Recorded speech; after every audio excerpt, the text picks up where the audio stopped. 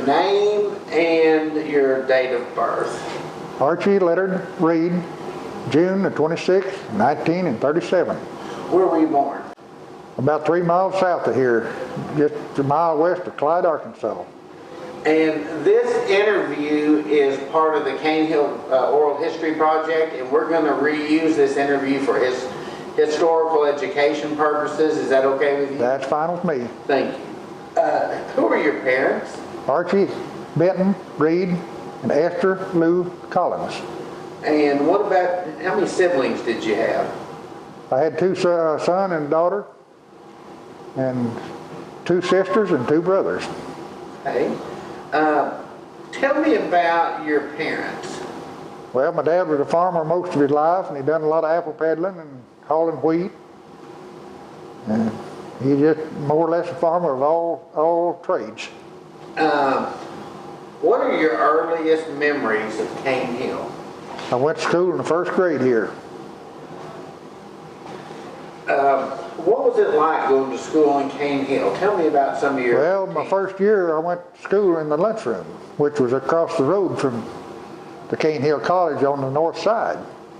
And they called it the lunchroom, and there was 3 grades in it. And Miss Irwin's one that taught it. Wanda Irwin? No, Wanda's mother. James Irwin's mother. Oh, okay. It wasn't Wanda, it was James Irwin's mother. What was it like going to school there? Oh, it was a lot of fun. James Irwin was in the Army. He was in the Second World War, and she was worrying about him. So when we'd have recess, we'd go out and go catching crawdads. Recess over, we didn't quit. We just kept catching crawdads. You go down here to the creek? No, there was a little branch there right out in front, and we'd go down and catch crawdads. Tell me about some of your classmates and friends at the Cane Hill School. Well, my sister Bonnie was in 2 grades ahead of me. I had another sister a year older than that was a grade ahead of her. And my brother was in behind me. And then my little brother, he was on back behind that. And John Remington, he went to school up there. He died here just the last couple of weeks. And Roxy McCracken, she was a same class as I was. She died here back a year ago. And Joy Stickler is the only one left that was in my class.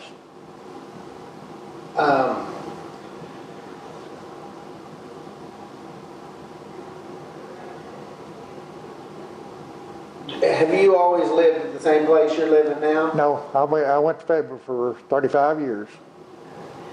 I lived up there. Tell me about where all you have lived. Maybe that's. Well, I lived at Archie Reed place till I was about 19. I moved to south part of Fayetteville. I don't remember the name of the little street. Lived there for 2 years. Then I moved to Johnson. Lived there for 16 years.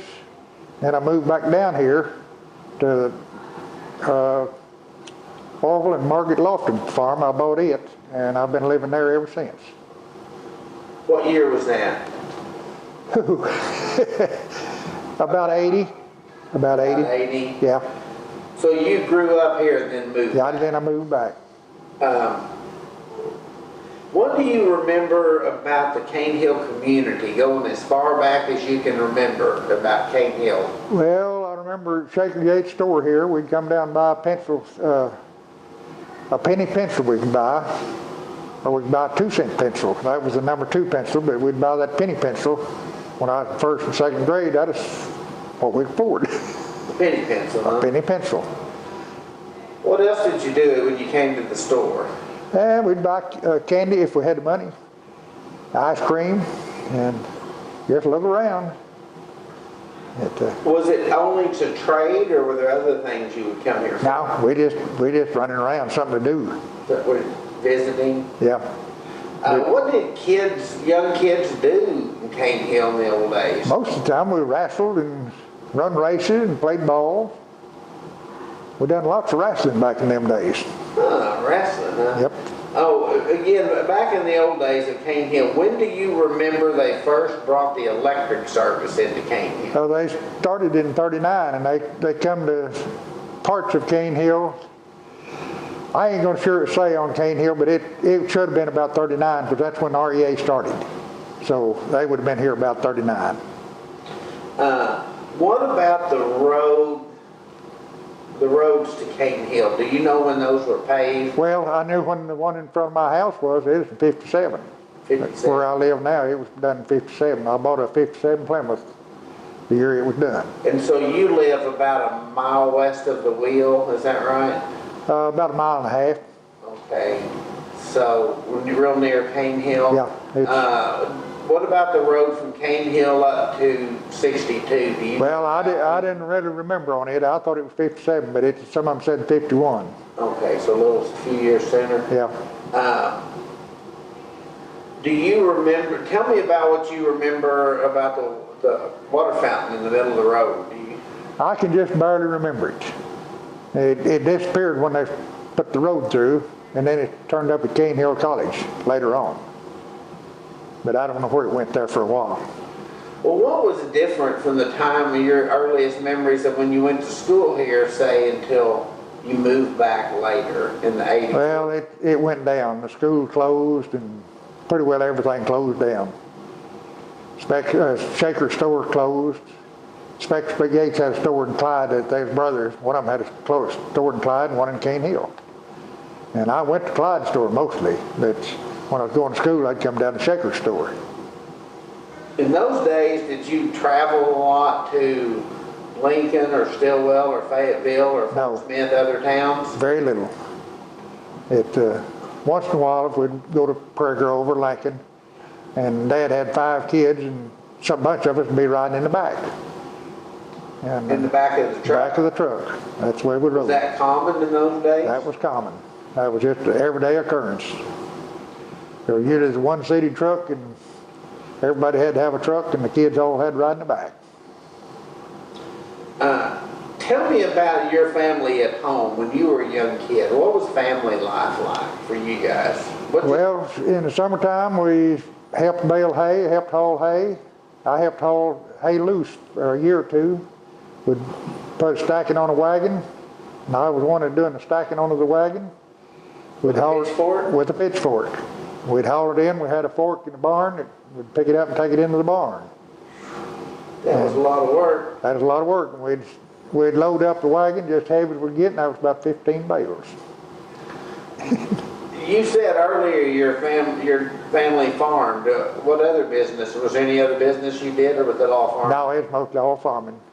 Back before Dad's time, they had apples. They had 90 acres of apples on that farm. But my grandpa went to Colorado and proved up on a claim, and he leased the farm out to a feller. When he come back, there wasn't no apples left. He'd cut them all down. He'd cut them down? He'd cut them all down. How come? He didn't want them. He was going to farm. So he cut all the apple trees down. Oh, what did your dad think about that? They had a hard time getting back in. It took them 6 months to get him out. Oh, to get the guy who leased to get him out of there, yeah. What about your house when you moved here in the 80s? Have you farmed the whole time too? Yes, I have. I've had cattle the whole time. I had chickens for about 8 years, and then I went back to strictly cattle.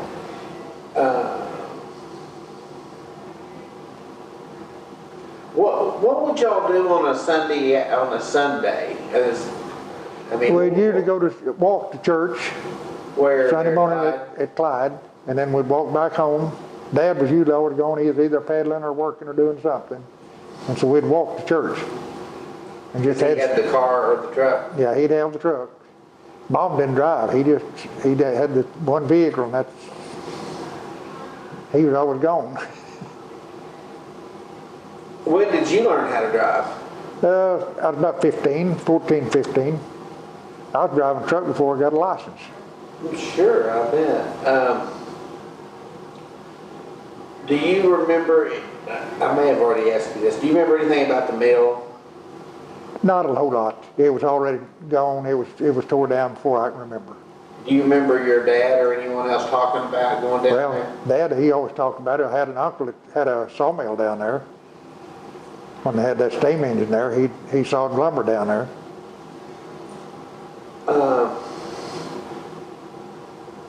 When you were a kid growing up here, I'd asked you this earlier, but what all did y'all do for fun? Not at school, but like on weekends or at home. What do you do for fun? Well, we played horseshoes and run around, and we milked cows. We milked cows every morning and night, year round. Not a whole lot of time left for fun. There wasn't a great lot of time left for fun. What did the adults do when you were a kid? What did they do for entertainment or for? They didn't have much entertainment. They mostly just stayed there at home and visited neighbors. They had neighbors come in. When I was pretty young, Dad got a television. He had neighbors come in every night. They had one family that stayed there till 2 o'clock in the morning when the television signed off. And that's when they left. They'd come every Saturday night. That's funny. What about cards or dances and stuff like that? We never did go to them much. They had them here at Cane Hill, but we never did go. You didn't go.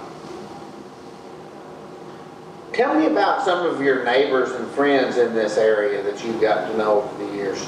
Well, I run around with Billy Joe Grant. He lived up on Tarry Mountain, and he was in the same class I was. Last I heard, he was in Dallas, Texas, and I hadn't heard any more. And John Remington, he's a pretty good friend. We run around some. And I run around with a boy by the name of Jimmy Spinks quite a bit. We'd ride horses when we got a chance. And what can you tell me about the work that's going on now with the college and the restoration? Well, it looked mighty good to me. It looked like they're fixing things up just about like it was 100 years ago. Well, let's back up. I know once the community decided to take over the management or the restoration of the upkeep of the old school building there, you were involved in helping the festival, I think, tell me about your role with the festival and the fundraising for all those years. Well, I've been the one that made the sorghum for the last 20-something years. Have you ever missed a year? Nope. One year I was just pretty near to missed. I had a tick fever, and they said I didn't do much. But every year you've helped with that now? I've been there every year. Most years, didn't you grow it on your property? I did for a long time, but now we're growing in Cane Hill, there on the college grounds. To demonstrate what it looks like? Just mostly demonstration now. So you've been real active. Tell about the history of how the historic Cane Hill ended up coming in and.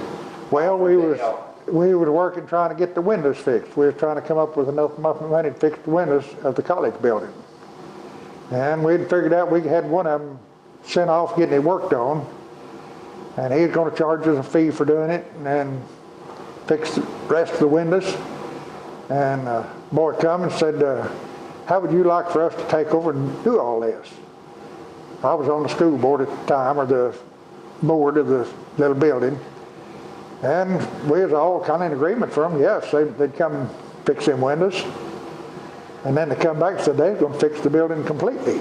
And so most of us were still for it, but there's one lady, she got to where she didn't really like it, but she kind of backed down on it, and it went ahead and went on through, and they've been working on it ever since.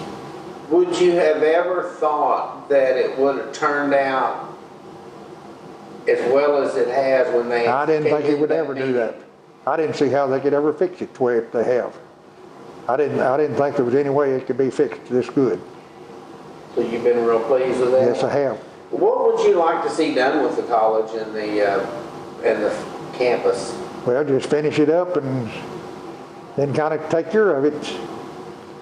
I'm getting too old. I'm going to be 79 here in just a few days. So it's not going to amount much to me anymore.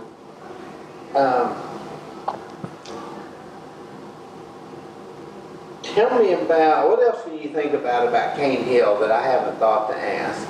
Well, they had good water here for a long time, and the state kind of condemned it, and they had to put in city water. But that old college water up there by the college there, the spring, it was mighty good water for a long time, and it sure tasted good. Is that why the people originally settled here? Yeah, I'm sure it was. Why? It was because of the spring in the college. But back then, they got around springs and where they could get water. We had several springs. They had one at Clyde, and I've got one on my place. My brother's got one on his place, around behind the bluff. And then you go on to the other side of the road, and there's not any water. And a lot of them, they'd have to haul water. So they like to be around the springs. What do you like the most about Cane Hill? Well, just because it's a authentic old home place. Really, my home place though was Clyde. That was my actual farm or town. But we used to come to school, we come to Cane Hill. Which is just south of here, Yeah, right? just south of here. Dad bought me some shoes at Clyde one time. They was button-up shoes. They lasted 3 days. They busted all to pieces. They was rotten. What are some of the funniest stories you can remember about Cane Hill area, Clyde, Mara, anywhere, just this general area? Well, Older stories maybe. well, I can't think of any offhand, but there's lots of them around.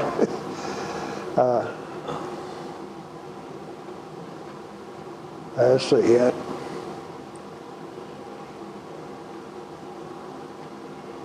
The last graduating class was in '49 of Cane Hill College, their school. That was one of the things. And I left in '53, I guess it was. I left the 7th grade, so that'd been 51 or 2. Where'd you go? I went to Lincoln to school. Because of the consolidation? Because of the consolidation. Now, how old were you when you moved away? I was 19. But I drove a truck from the time I was 15 until I was 18. Then I worked at the cannon factory for a year. I run a capper. And then I drove a truck for Ernest Ball, which he owned the cannon factory. And I'd go haul tomatoes when we needed them hauled. And then if I wasn't doing that, I'd run the capper. Made a whole 75 cents an hour. What year was that in? It was either 55 or 56. And I can't really tell you for sure which one. When you moved closer to the big cities, why did you move? Was it for work? Well, I had to for work. When I started working at the light company, well, that was one of the requirements. We had to be living close. We worked. Yeah, we was on call 24 hours a day, 7 days a week. So you had to be close enough. Had to be close enough to go to work. So when you retired, did you move back? Or I moved back before I retired. I moved back 12 years before I retired. Really. They changed the rules then? They kind of changed the rules. Loosened them a little? Yeah, they loosened them a little. And, I was given permission to move, and then later on they got to kind of question it. I wasn't sure whether I was going to keep working, but I did. But I'd already bought the farm and I was moving. So I went ahead and moved, and they went ahead and let me work. Any regrets for coming back? No, I come back, I enjoyed it. What about the people in the area? Well, I was always just one of them, and everybody was neighbors. In Fayetteville, I didn't hardly know my next door neighbor. I knew one or two, and that was about it. Down here, I knew everybody around. About everybody in Cane Hill and Clyde and Morrow, just about all around.